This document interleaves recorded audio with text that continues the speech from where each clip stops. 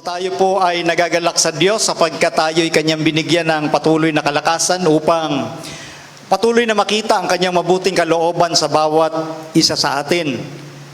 Ang atin pong End Time Bible Prophecy Seminar ay napapanood po sa atin pong buong sanglibutan sapagkat ito po ay naka-live streaming. Kaya doon sa aming mga kaibigan na nanonood at hindi napanood yung iba, pwede niyo pong puntahan sa Pasig Seventh-day Adventist Church Facebook account at doon natin makikita yung mga unang topic sa mga hindi pa nakapanood nung ating series. At itong pinag-aaralan natin mga kaibigan ay hindi lang ito pang teorya, hindi lang pang isipan. Sana ho yung mga matututunan ninyo ay magbigay daan, yung mga bagong information na inyong napakinggan, magbigay daan para sa isang desisyong magtalaga sa Panginoon. Dahil kung anumang mga napakinggan yung katotohanan, na-excite ho kayo at nagandahan ho kayo, pero kung hindi naman kayo nag-decide na italaga ang buhay nyo sa Panginoon, baliwala lahat ng katotohanan yon. So tandaan po natin ang pag-aaral na ito ay paghahanda sa atin bago magwakas ang ating kapanahunan. This End Time Bible Prophecy Seminar ay magdadala sa atin ng iba yung sigla sa ating pagkakilala sa Diyos, sa ating pananampalataya sa Kanya. So titingnan natin mabuti ang pag-aaral na ito, ingatan natin yung mga bagay na atin hong matututunan, may angkop sa atin pong mga buhay.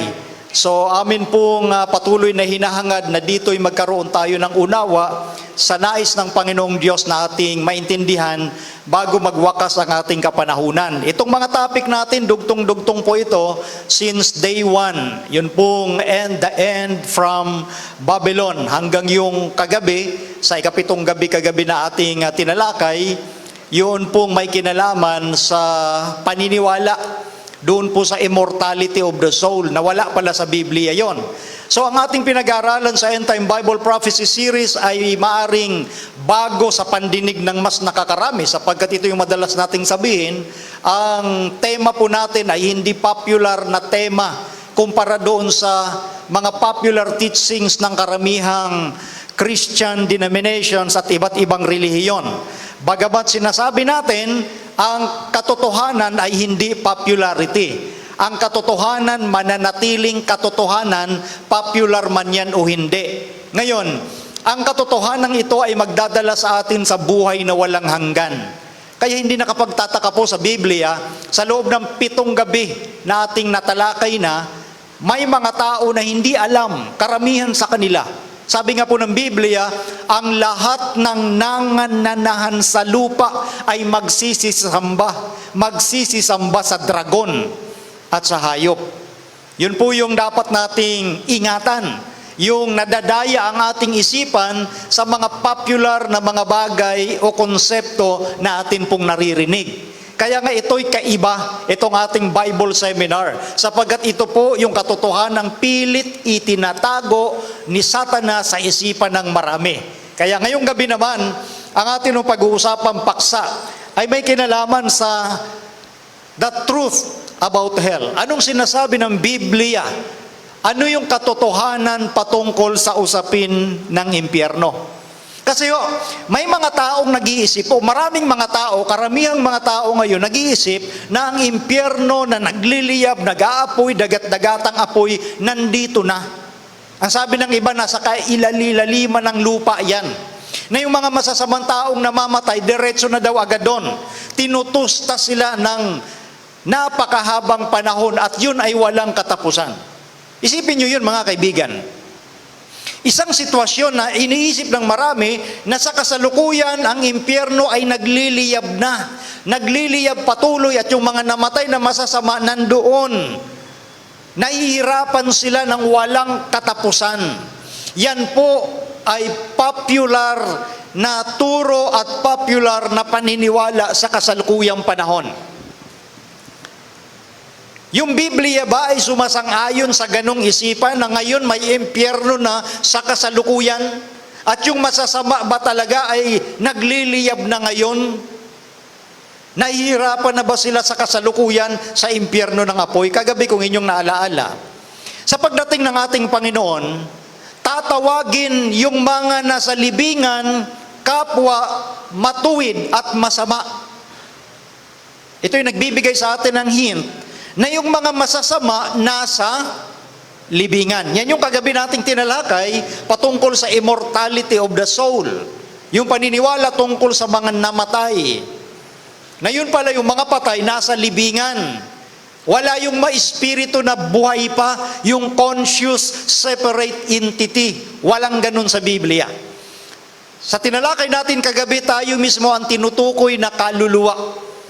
Yung sinasabing espiritu na babalik sa Diyos, yun mismo yung hininga na bigay ng Diyos sa panahon na nilikha niya ang tao. Walang sariling kamalayan yun. Yun ay hininga. Yun yung kagabi nating tinalakay. At sa pagdating ni Kristo, yung masama at mabuti, kapwa nasa libingan. Bubuhayin yung mabuti patungo sa buhay na walang hanggan. At ang masama ay patungo sa buhay na pagkapahamak. So ngayon, patuloy nating titingnan ang sinasabing ito ng Biblia sa usapin regarding sa hell. Isa po ang talata na ating bubuksan ngayon sa iniisip ng marami na may impyerno na talaga sa kasalukuyan. Sangayon kasi sa isinulat ni Apostol Pedro sa 2 Pedro 2:4, sapagkat kung ang Diyos ay hindi nagpatawad sa mga anghel ng mga kasala ang mga yaon, kundi sila'y ibinulid sa impyerno at kinulong sa mga hukay ng kadiliman upang ilaan sa paghuhukom. Meron na tayong nabasa at ito ang pinagkukunan ng talata ng maraming naniniwalang may impyerno na. Dahil dito sa ating nabasa, yung mga anghel na nagkasala sa Diyos, sila ay ibinulid sa impyerno. Pag sinabing ibinulid, itinapon sa impyerno, kinulong sa mga hukay ng kadiliman upang ilaan sa paghuhukom. Tama ho, may nabasa tayong impyerno. Kaya titingnan ho natin, yung impyerno bang nabasa natin ay kapareho yan sa ating iniisip na lugar na nagliliyab. Ito yung problema sa mga taong merong tinatawag na preconceived ideas. Pag sinabing preconceived ideas, mga paunang kaalaman na. Ibig sabihin, meron na dati silang isipang narinig at nung nakita sa Bible, yung salitang yon, akala nila yun na mismo yon. Yung apoy na nagliliyab sa kasalukuyan. Ngayon, titingnan po natin dito sa banal na kasulatan kung anong ibig sabihin ng salitang hell o sa wikang Pilipino, impyerno. What does the Bible mean by hell? Ano bang ibig sabihin ng Biblia sa salitang hell or impyerno? Meron pong 4 na magkakaibang salita mula sa original na biblical language na naisalin sa salitang English na hell at sa wikang Pilipino ay impyerno. Ilan daw salita makikita sa original na biblical language? 4 na salita mula sa Hebreo at sa Grego na naisalin sa wikang English o Pilipino na hell or impyerno. Yun bang 4 na salita mula sa Hebreo at Grego, kapareho ng iniisip ng mga tao ngayon na nag-aapoy na lugar, nagliliyab na apoy? Tingnan po natin. Ano-ano ba yung 4 na magkakaibang salita mula sa original na salita sa Biblia na Hebreo at Grego? Ito po. Una, Sheol. Number 2, Hades. Number 3, Gehenna. And number 4, Tartarus. Yan po yung 4 na salita. Tandaan nyo po yan, mga Bible students at mga nakikinig sa tema ho natin ngayon. Sa mga nanonood sa buong mundo, pakinggan nyo po itong mabuti. Kung kayo po'y nagbabasa ng Hebreo at Grego, mababasa nyo po itong sinasabi ko po sa inyo. So isang salitang Hebreo at 3 salitang Grego na naisaling hell or impyerno. Ano ang mga kahulugan ng mga salitang ito? Una, yung Sheol or Sheol. Ito ay salitang Hebrew na nangangahulugan sa pangkahalatang kahulugan ay death, the state of death, the grave, the dominion of death, and the grave. Pag sinabi palang Sheol, na naisaling hell or impyerno, ay nangangahulugang alin? Kamatayan, libingan, or dominion ng kamatayan at libingan.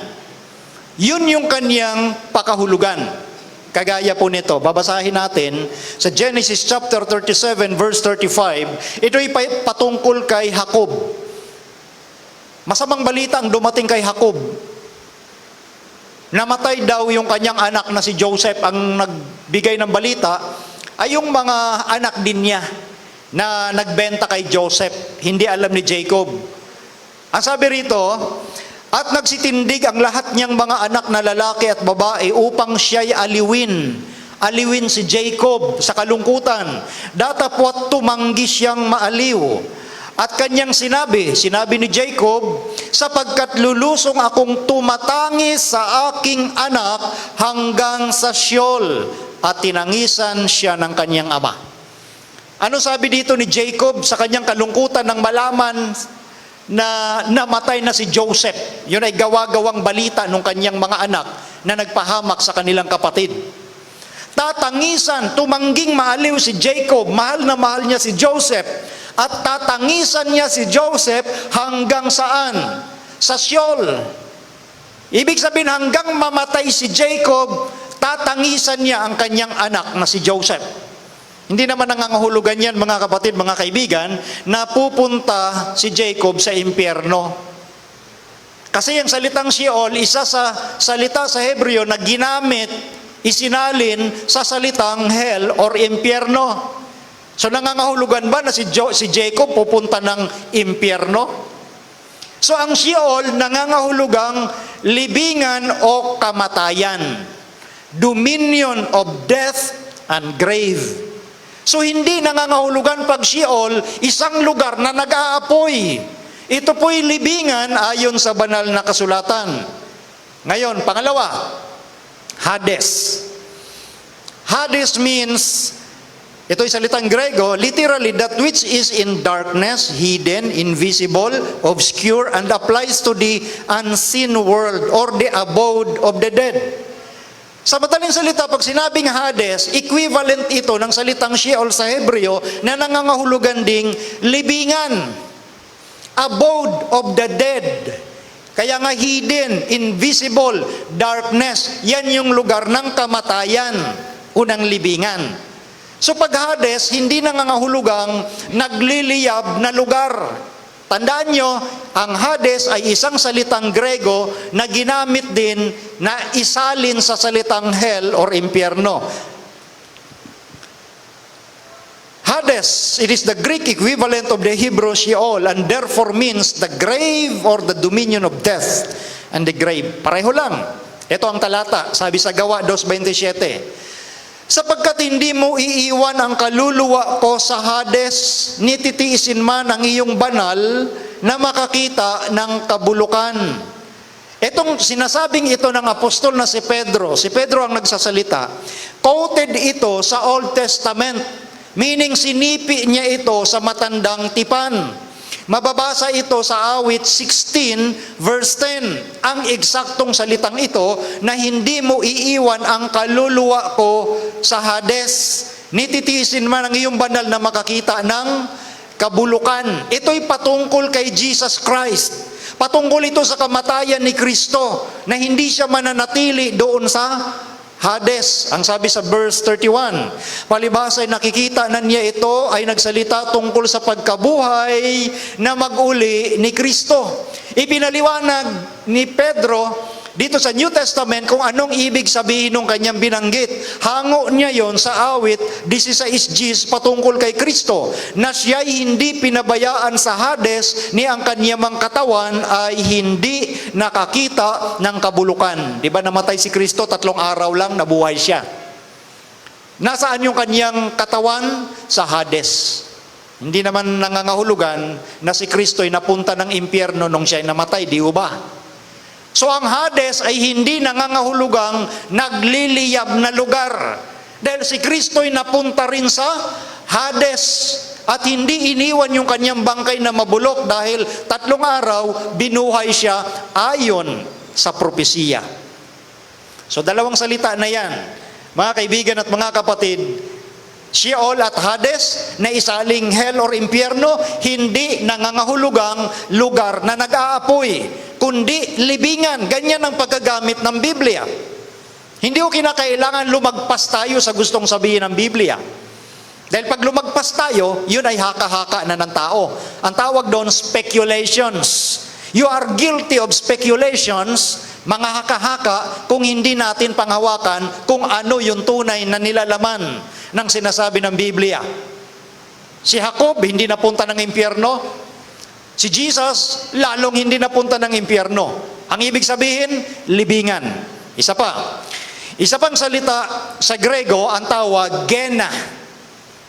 Ano ba itong gena? Ito po yung sinabi ni Kristo, pakinggan nyo.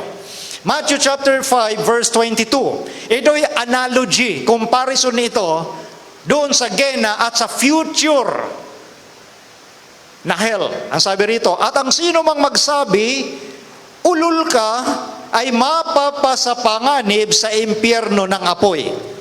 Yung salitang impyerno dyan, or hell, ay galing sa Gregong salitang gena. Pag sinabing gena, yan po yung equivalent sa salitang Hebreo na gahinom. Pag sinabing gahinom, yan yung sa wikang Pilipino, ang libis ng mga anak ni Hinom. Or sa English, the valley of the sons of Hinnom. Pinaigsi sa Hebreo, gahinom. Meaning to say, ang gena sa Greek or gahinom sa Hebreo, isang lugar.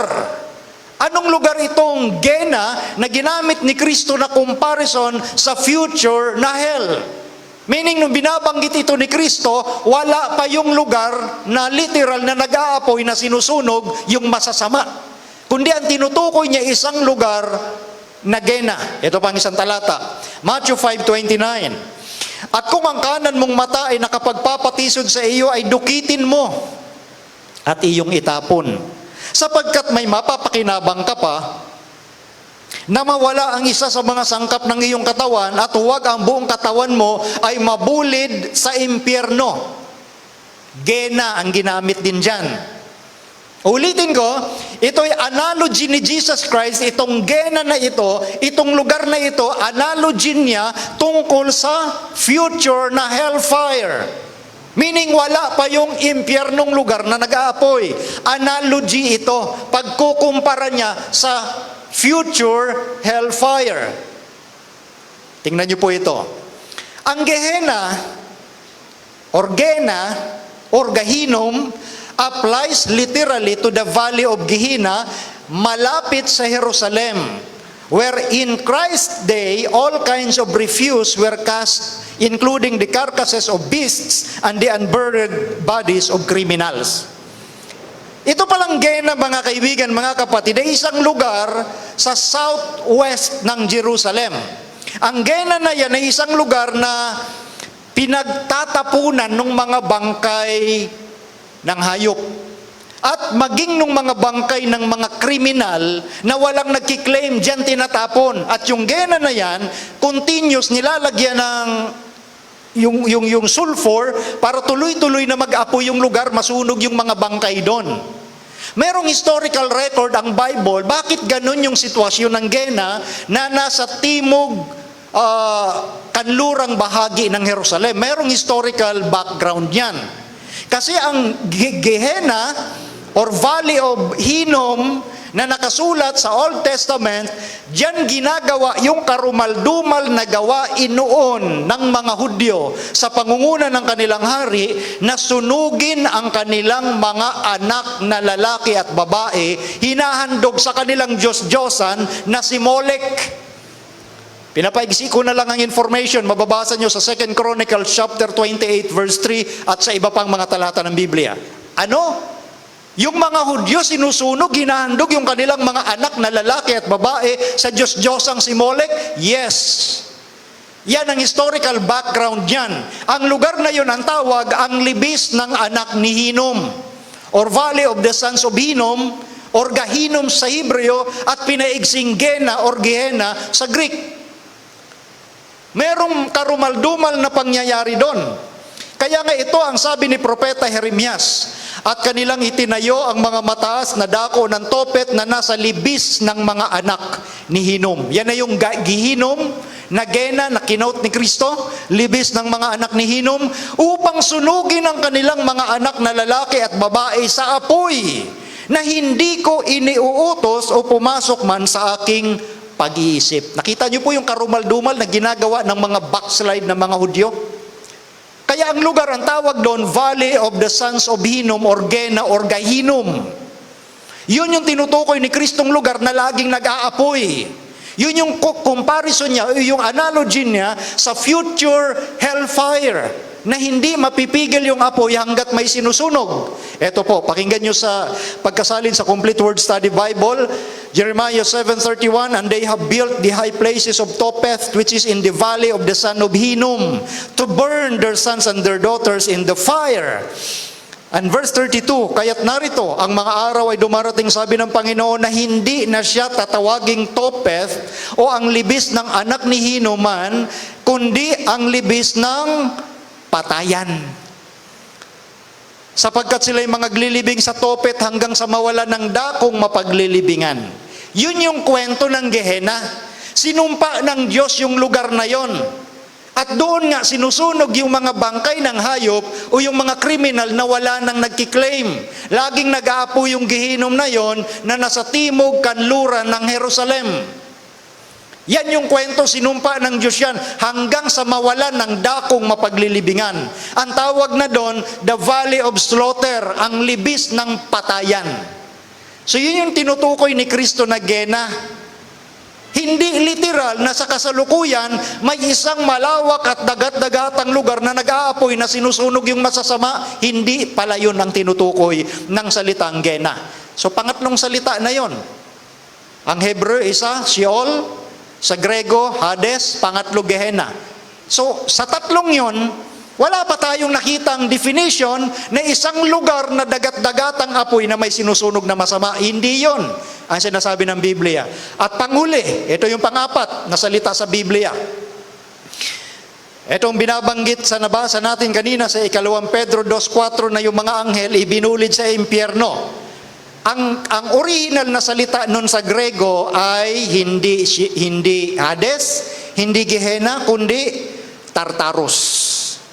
Yun yung salitang impyerno na doon ibinulid yung mga anghel at inilalaan sa paghuhukom. So anong ibig sabihin ng Tartarus naman? It refers to the place of banishment of evil angels and evidently means the regions of space. Nung sinasabi ni Pedro na ibinulid sa Tartarus, na isaling hell or impyerno, yun pala ang ibig sabihin nun, regions of space. Meaning, yung mga angel na lumaban sa Diyos sa pangungunan ni Satan, inilabas sila mula sa langit at yung lugar na yon, etong regions of space, etong kalawakan natin, ang tawag dito, Tartarus. So ano pala yung ibig sabihin na isaling impyerno? Ito yon, regions of space. Hindi nag-aapo yung ating mga kalawakan na yan. Yan ang tinutukoy na nandyan yung mga evil angels. Meaning sarado na ang pinto nila sa langit. Kaya dito sila pagala-gala sa Tartarus. Inilalaan sila sa panahon ng paghuhukom. So 4 na salita lang yan sa original na salitang ginamit sa Biblia na isaling hell or impyerno na hindi kailanman nagbigay ng kahulugan na yan ay lugar ng dagat-dagatang apoy sa kasalukuyan. Walang ganun sa Biblia. So nakita natin yung original biblical language. Ngayon, sundan natin ang sinasabi ng Biblia regarding sa future pa na hellfire. Wala pa ngayon. Darating pa lang. Yung mga masasama, wala pang sinusunog dyan sa impyerno ngayon. Ngayon, ang tanong dito, why is the fiery hell of the Bible necessary? Bakit kailangan yung impyernong apoy? Bakit kinakailangan pa yan sa future? Bakit pa kailangan yan? Ang sabi sa unang Juan 3:8, ang gumagawa ng kasalanan ay sa dyablo sapagkat buhat pa ng pasimula ay nagkakasala ang dyablo. Sa bagay na ito, inahayag ang anak ng Diyos upang iwasak ang mga gawa ng dyablo. Ang future hellfire ay para yan sa dyablo. Para doon sa gumagawa at ayaw bumitaw sa kasamaan na kanilang ginagawa. Ang Diyos ay Diyos na mamumugnaw. Hiwalay ang Diyos sa kasalanan. Pag pinili mong kapitan yung kasalanan, walang magagawa ang Diyos kundi mapugnaw ka talaga dahil ang Diyos ay apoy na namumugnaw. At kinakailangan ng hellfire upang wasakin ang dyablo at ang kanyang mga gawa. Papaano ngayon? Sabi, ang Diyos ay Diyos ng pag-ibig. Ang tanong, papaano magtatagpo ang pag-ibig at hustisya ng Diyos? Di ba sabi ng Bible, God is love. Ang nature niya ay pag-ibig. Papaano mangyayari na mayroong susunugin sa apoy na mga nilikha ng Diyos? Ang Diyos ay Diyos ng pag-ibig. Kaya tuloy, may mga Christian preachers na sumulat ng ilang mga libro patungkol sa bago nilang pananaw. Innovative understanding of the Bible. Gumawa sila ng bagong paglikha. Ang isa sa sumikat na nagbenta ng libro ay si Rob Bell. Rob Bell. Ang libro niya ay Love Wins. Ang pag-ibig ay nananaig. Lumabas yan 2011 at ang laman ng libro niya nagsasabi, hindi naman talaga totoo yung impyerno. Walang impyerno, panakot lang yan ng Diyos. Kita nyo? Christian preacher, pero hindi naniniwalang may future hellfire. So ang tanong, paano nga magtatagpo ang pag-ibig at hustisya ng Diyos?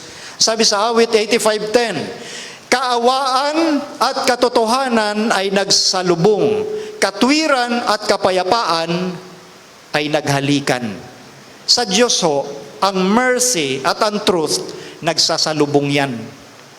Hindi yun magkahiwalay. Ang Diyos ay pag-ibig, at the same time, meron siyang justice o hustisya.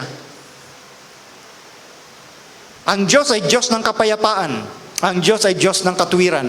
Hindi po yan magkalaban. Sila ay nagkahalikan. Yan po yung figure of speech na ginagamit ng Biblia.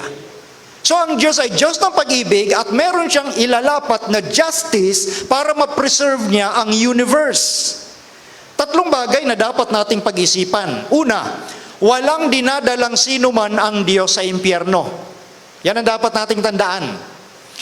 Walang dinadalang sinuman ang Diyos sa impyerno. Ito kasi ang panakot ng marami. Pag masama ka, dadalhin ka ng Diyos sa impyerno, no? Walang dinadalang tao ang Diyos sa impyerno. Bakit natin nasabi yan? Pakinggan nyo ang unang Timoteo 2:4. Na siyang may ibig, yung Diyos. Na siyang may ibig na ang lahat ng mga tao'y mga ligtas at mga kaalam ng katotohanan. Ano daw? Ang gusto ng Diyos, lahat maligtas. Kaya nga sabi naman ni Pedro, 2 Pedro 3:9, hindi mapagpaliban ng Panginoon tungkol sa kanyang pangako na gaya ng pagpapalibang ipinalalagay ng iba, kundi mapagpahinuhod sa inyo na hindi niya ibig na sinuman ay mapahamak, kundi lahat ay magsipagsisi. Kaya hindi pa dumarating ang ating Panginoon sa pamamagitan ng kanyang anak, gusto niya ang lahat magsisi. Ang Diyos ay mapagpahinuhod. Ibig sabihin mapagpasensya. Ayaw niyang mapahamak sino man. Kahit isa, ayaw niyang may mapahamak. Gusto niya lahat magsipagsisi. Kaya nga, meron siyang panawagan, choice. Deuteronomio 30:19. Ito yung kapangyarihang binigay niya sa kanyang mga nilikha. Aking tinatawag ang langit at ang lupa na pinakasaksi laban sa inyo sa araw na ito, na aking ilagay sa harap mo ang buhay at ang kamatayan, ang pagpapala at ang sumpa, kaya't piliin mo ang buhay upang ikaw ay mabuhay, ikaw at ang iyong binhi. Ang sabi po rito ng Diyos, ito yung kapangyarihang binigay niya sa kanyang mga nilikha. Sabi ng Diyos, narito ang buhay, narito ang kamatayan, narito ang pagpapala, narito ang sumpa, datapwat piliin mo ang buhay. Yan ang kapangyarihang binigay ng Diyos sa atin. Meaning to say, nasa ating desisyon kung tayo'y mapapahamak o hindi. Wala sa Diyos yon. Pero ang gusto ng Diyos, piliin mo ang daan ng buhay. Meaning to say, ilagak mo ang buhay mo sa Kanya, italaga ang buhay mo sa Kanya, at tutulungan ka ng Diyos para makalakad sa landas ng buhay. Dahil dalawa lang ang pagpipilian ng tao. Buhay, kamatayan, pagpapala, sumpa, ngunit piliin mo ang buhay. Walang dinadalang tao ang Diyos sa impyerno. Ikaw ang nagdadala ng sarili mo sa impyerno. Choice ng tao kung siya'y mapahamak. Hindi gusto ng Diyos yon. Kaya ang Diyos patuloy na nananawagan sa kanyang mga anak. Sa pamamagitan ng end-time Bible prophecy, ang gusto ng Diyos, pumasok ka sa kanyang kaharian. Sa kahariang dala ng kanyang anak na si Kristo. Inilaan niya sa atin yun libre, walang bayad. Ang kailangan mo magtalaga lang, isuko ang buhay mo sa Kanya. Hindi nagtatapos sa theory na alam mo ang katotohanan, nagala ka, na-excite ka, maganda, narinig ko ang topic, ayos. Pero hindi ka nagtalaga sa Diyos, baliwala lahat ng narinig mo. Ang pinag-uusapan natin dito, experiential knowledge. Yung karanasan mo sa Diyos. Kaya naalala nyo yung mga unang gabi ng ating paksa. Bagamat yung mga tao ay nangangaral sa pangalan ni Kristo, nagpapalayas ng demonyo, gumagawa ng milagro, ang sabi ni Kristo, magsilayo kayo sa akin, hindi ko kayo nangakilala. Hindi garantiya na mangangaral ka ni Kristo, nagpapalayas ka ng demonyo, o gumagawa ka ng milagro, ay tatanggapin ka na sa langit. Sabi mismo ni Kristo, hindi ang bawat nagsasabi, Panginoon, Panginoon, ay papasok sa langit, kundi ang gumaganap ng kalooban ng aking Ama na nasa langit, ang pagsunod sa kanyang kautusan, tanda na iniibig mo ang Diyos. At yan ang sinasabi rito, piliin mo ang buhay. Pag pinili mo ang buhay, nandyan ang pagpapala. Yan ang ating kapangyarihan na binigay ng Diyos. The freedom to choose. Free will.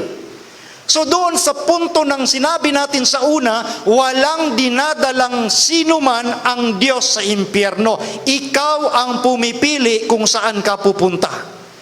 Yan ang katotohanan, kaibigang nanonood at nakikinig. Sabi sa Ezekiel 33:11, sabihin mo sa kanila, buhay ako, sabi ng Panginoong Diyos. Wala akong kasayahan sa kamatayan ng masama. Narinig ho ninyo yan, mga kaibigan? Ang Diyos hindi masaya kahit masama ang mamatay. Ayaw niya ngang may mamatay na masama.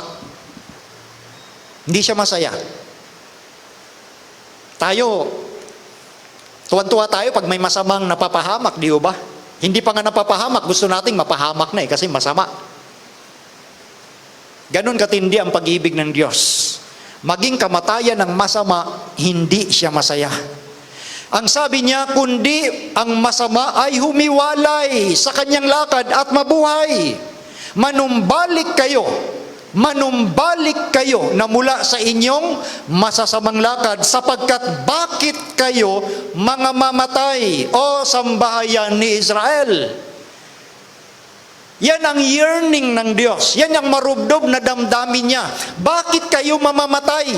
Sayang, ayaw ko kayong mamatay. Ang gusto ng Diyos, manumbalik kayo. Manumbalik kayo. Bakit kayo mamamatay?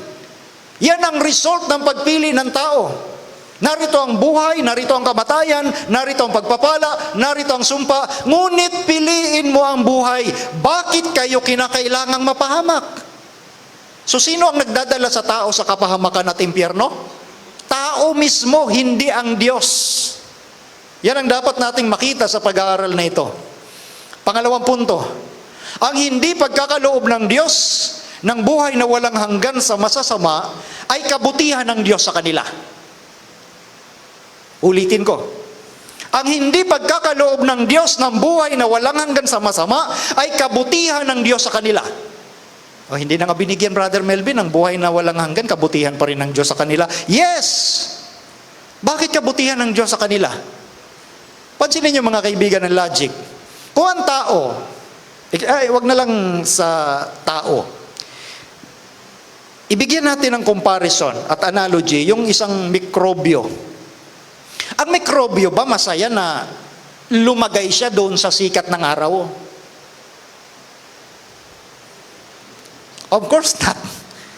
Mamamatay ang mikrobyo sa sikat ng araw. Hindi masaya ang mikrobyo na lumagay sa lugar na kung saan nasisikatan ng araw.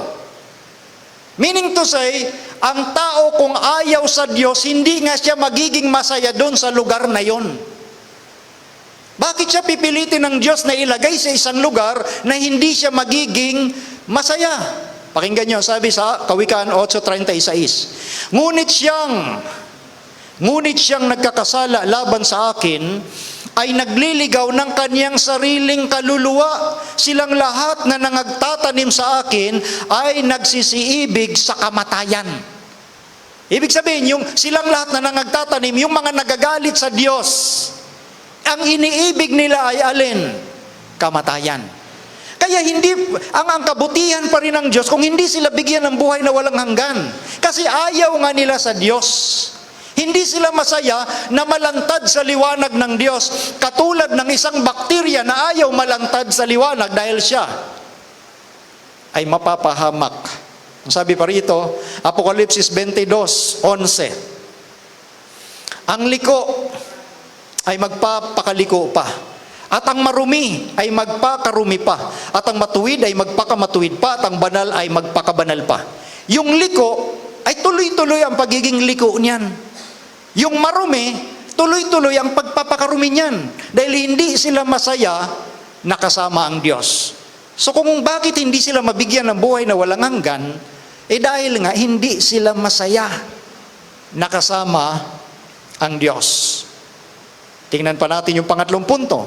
Ang hindi pagkakaloob ng Diyos ng buhay na walang hanggan sa masasama ay kabutihan ng Diyos sa sansinukob. Ang kanina sa number 2, ang hindi pagkakaloob ng Diyos ng buhay na walang hanggan sa masama ay kabutihan pa rin niya doon sa masama. Dahil hindi masaya yung masama eh.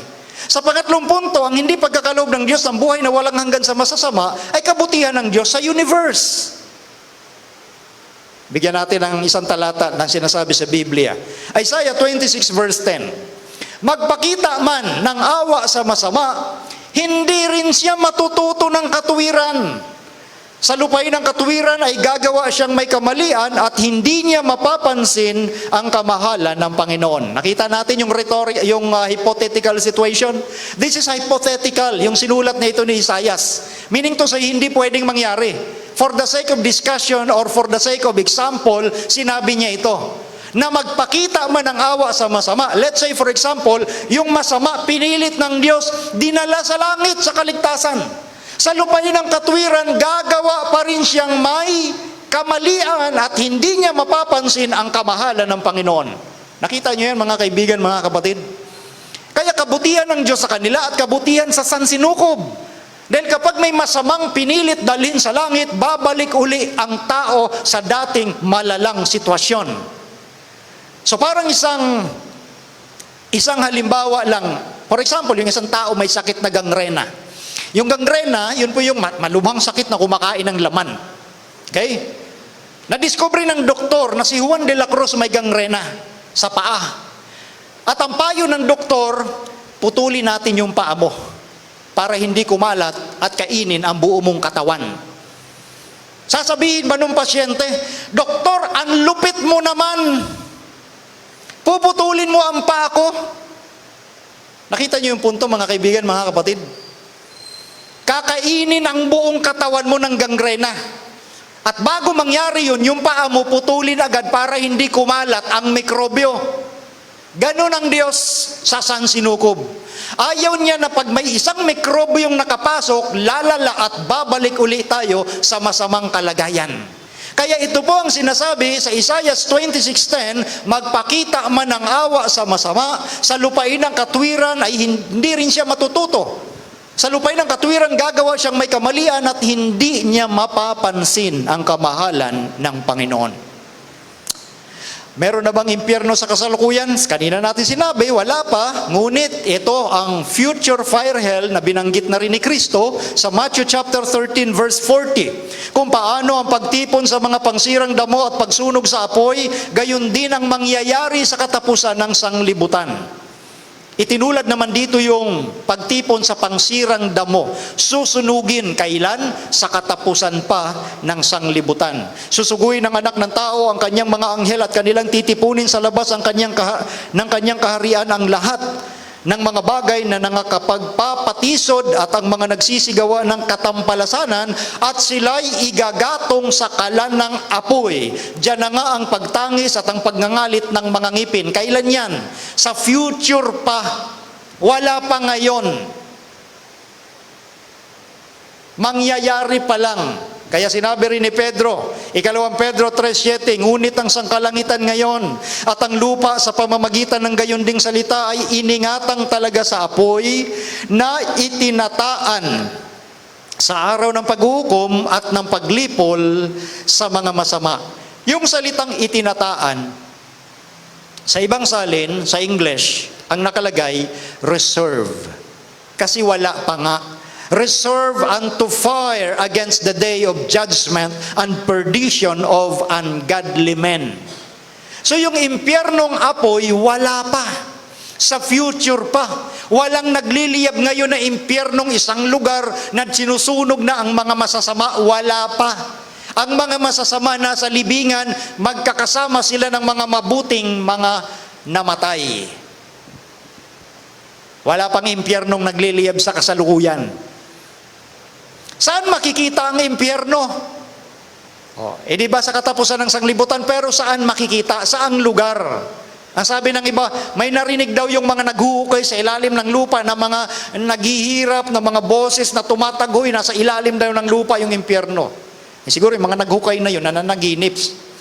Ibang klase kasi yung lalim ng lupa na hinuhukay nila doon. Sa Biblia walang hong ganon. Wala sa ilalim ng lupa. Pakinggan nyo kung saan makikita ang impyerno. Pagdating ng ating Panginoon, kasama ng bayang banal, at nangagsipanhig sila sa kalaparan ng lupa at kinubkob ang kampamento ng mga banal at ang bayang iniibig. Revelation 20 verse 9. Si Satanas sa kanyang pangunguna, papalibutan nila ang bayang banal, ang bagong Jerusalem. Papaligiran nila, gusto nilang agawin ang bagong Jerusalem. Can you imagine? Ang bagong Jerusalem, ang kaligtasan, libre, kaloob, gift, walang bayad. Binibigay sa mga masasamang ito. Tayo rin mga masasama. Binago lang tayo ng biyaya ng Diyos. Libre yung pagbabago. Ayaw nilang tanggapin itong mga masasamang ito. Yung libre. Gusto nilang pasukin ang bayang banal, puwersahan. Isipin nyo yung irony, ano? Nung binibigay na libre, ayaw. Pero nung nandyan niya, papasukin ng puwersahan. Isipin nyo yan? Talagang masama. Ang masama, magpapakasama. Liko, magpapakaliko. Marumi, magpapakarumi. Ganon sila karumi. Nung binibigay na libre, nandyan ang lahat ng pagkakataon, ayaw. Nung nandyan at bumaba na gusto, pasukin, puwersahan.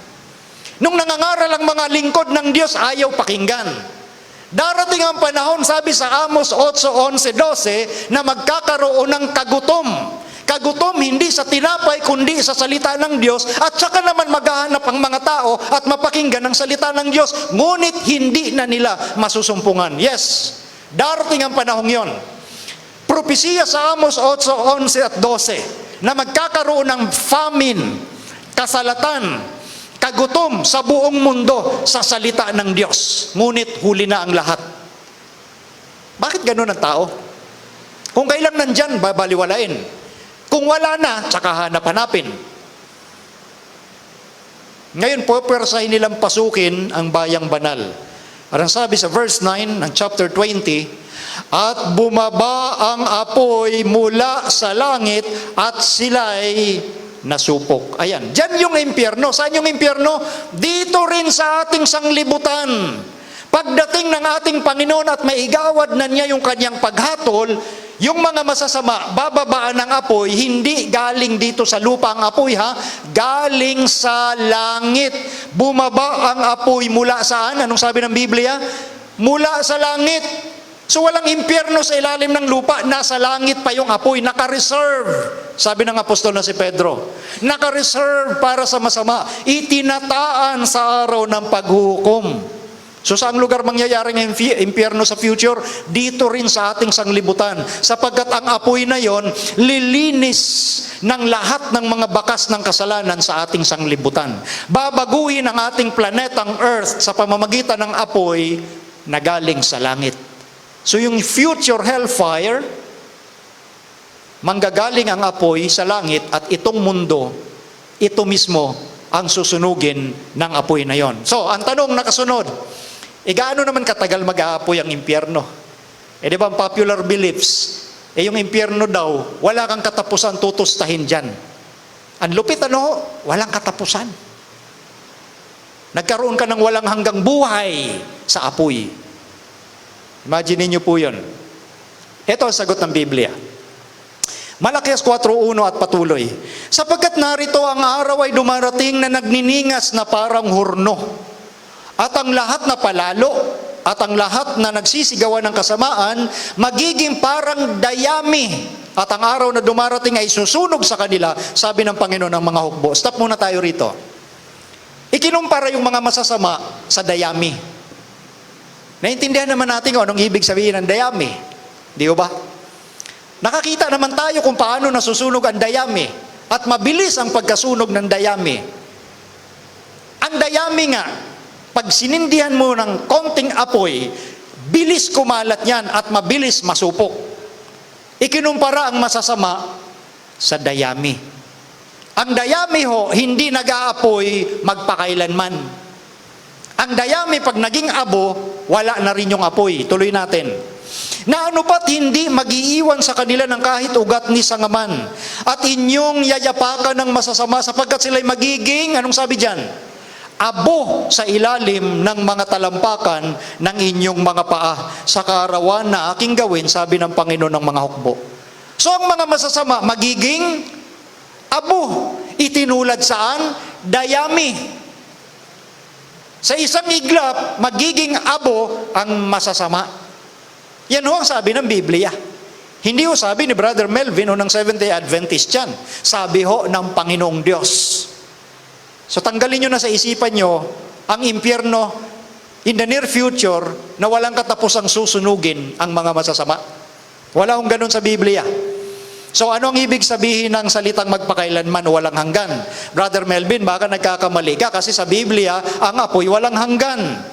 Magpakailanman ang sabi doon. Titingnan natin. Sabi sa Apokalipsis 20:10, ito yung karugtong kanina ng 9, na pagbaba ng apoy galing sa langit, sila'y masusupok, at ang dyablo na dumaya sa kanila ay ibinulid sa dagat-dagatang apoy at asupre na kinaroroonan din naman ng hayop at ng bulaang propeta, at sila'y pahihirapan araw at gabi, kailanman. O ayan, eternal torment yan. Sabi nila. Yan ang problema ho, kapag hindi natin tinitingnan yung mismong pakahulugan ng Biblia at ating kukunin yung sarili nating pakahulugan. Let the Bible interpret itself. Hayaan natin ang Biblia magpaliwanag sa kanyang sarili. Yes, maging si Satanas o ang dyablo susunugin sa apoy. Hindi yung totoo ang isipan na si Satanas ay nagbabantay sa impyerno ng apoy at siya'y lumalangoy sa apoy tuwan-tuwa habang kinakalaykay daw yung mga masasamang kaluluwa na tumatakas sa init ng apoy. Si Satanas ho, masusunog sa apoy. Paano mangyayari, Brother Melvin, na masusunog siya sa apoy? Espiritu siya. Ay, hindi siya talaga masusunog ng apoy kung yung apoy galing sa atin. Ang apoy ay galing saan? Sa langit. Apoy ng Diyos po yun. So wag nating problemahin kung paano masunog yung Espiritu.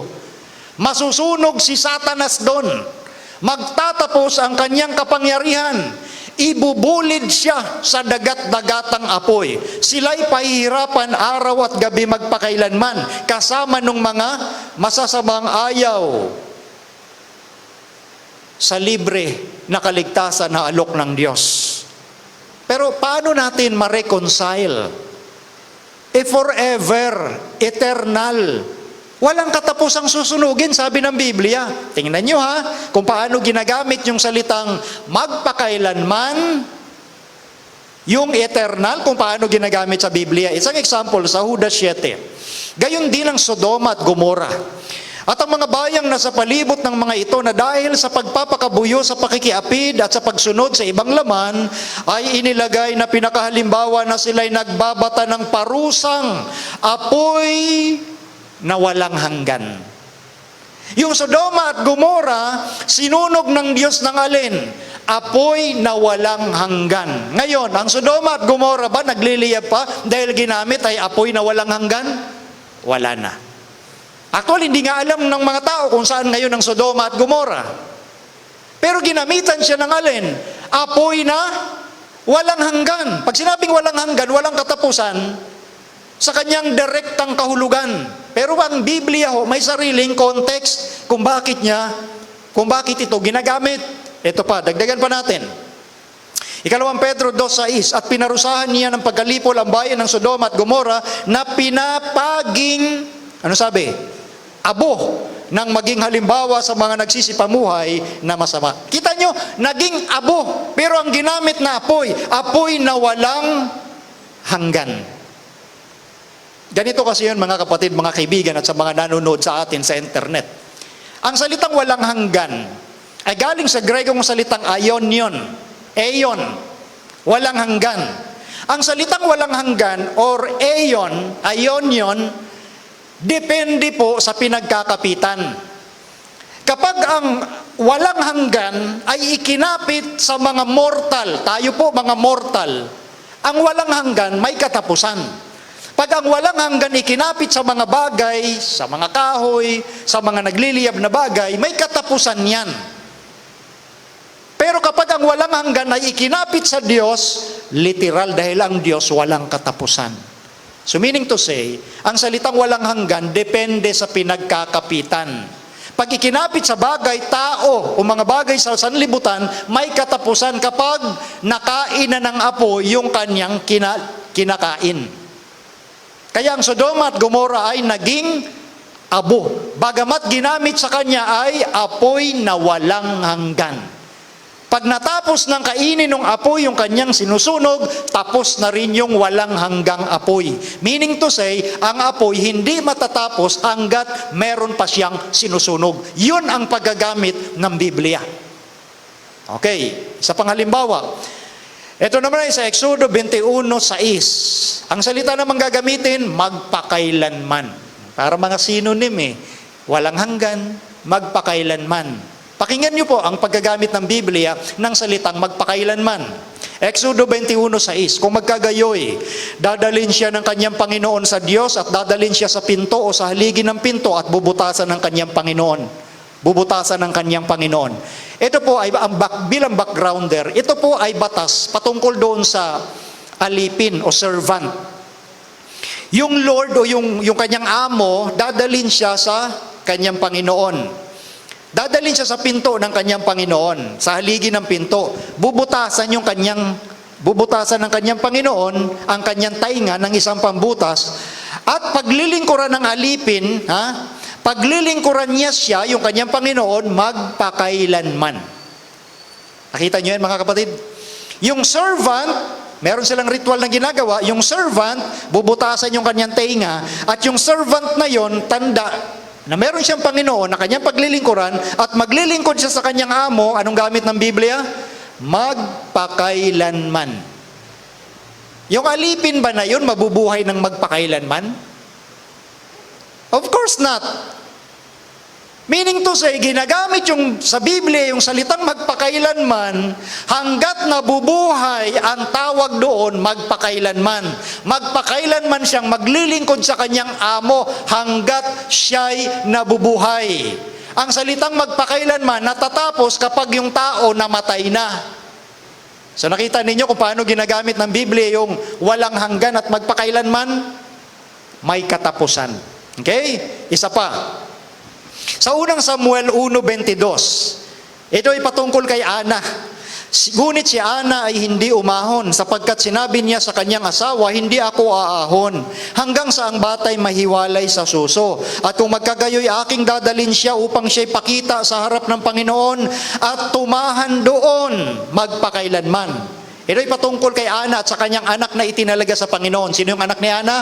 Si Samuel, na naging propetang Samuel. Mula pagkabata, matapos mahiwalay sa suso, siya ay dinala na bata pa sa templo para maglingkod at tumira doon. Anong sabi? Hanggang kailan? Magpakailanman. Si Samuel ba nabuhay magpakailanman? Hindi, patay na nga si propetang Samuel. Tagal-tagal na, ilang libong taon na. So meaning to say, ang salitang magpakailanman, kagaya kanina sa ginamit, ay may katapusan hanggat buhay. Tuloy-tuloy. Pero pag namatay na, tapos na rin yung magpakailanman. Nakita ko ninyo? Hindi popular na turo, pero ito'y katotohanan. Yan kasi ang sabi ng Biblia. Ngayon, bakit kailangan talikuran? Ito ngayon ang tanong sa bawat isa sa atin. Bakit kailangang talikuran ang doktrina na walang hanggang pagsunog sa apoy? Bakit kailangan bitawan natin yung paniniwala na walang katapusang sinusunog sa apoy ang masasama? Isa-isahin natin. Una, it contradicts the Bible. Nilalabanan nito ang turo ng Biblia. Pangalawa, it is a monstrous perversion of justice. Ito'y makahalimaw na paglalapat ng hustisya. Hindi ito tamang hustisya. Can you imagine, kunyari, naging masama ka sa loob ng 30 years, tapos pahihirapan ka ng apoy, walang katapusan? Eh di makahalimaw. Makahalimaw na paraan ng hustisya yan. Pangatlo, it makes God into a find. Ibig sabihin, ang Diyos napakalupit. 30 years ka lang nabuhay na masama, tapos walang katapusan kang pahihirapan, ang lupit ng Diyos na yan. So yan ang turo kasi ni Satanas. Ang Diyos malupit, ang Diyos masama. Kaya itinuturo niya yung doktrinang parusang apoy na walang katapusan. Dahil si Satanas mismo ang malupit, hindi ang Diyos. Pangapat, it makes sin immortal. Kita nyo, yung kasalanan ay walang katapusan. Sino ba ang immortal? Sino bang pagkakalooban ng buhay na walang katapusan? Hindi ba yung mga sumusunod lamang sa Diyos? Yes. Ang buhay na walang hanggan ay para sa mga nais paglingkuran ng Diyos. Ang buhay na walang hanggan ay hindi para sa mga masasama. Ang immortal, gaya ng ating pinag-aralan kagabi, ang immortality o kawalang kamatayan ay para sa mga tumanggap kay Kristo at hindi para sa masama. Kung maniniwala tayo sa walang hanggang apoy ng kaparusahan, it makes sin immortal. And number 5, it makes God lose and the devil wins. Mangyayari niyan, talo ang Diyos sa katuwiran at ang diablo mananalo. Mapapalabas niya, malupit nga talaga ang Diyos. Walang hustisya ang Diyos. Kaya maling turo ang tinatawag na eternal torment. Ang sabi ng Biblia ay ganito, Matthew 25:46, at ang mga ito'y mga paparoon sa walang hanggang kaparusahan. Datapwat ang mga matuwid ay sa walang hanggang buhay. Napansin niyo po ang malaki at napakalaking pagkakaiba ng mga pangungusap na yan, yung mga naka-highlight. Iba po yung walang hanggang kaparusahan sa walang hanggang pagpaparusa. Nakita niyo po ang kaibahan nun?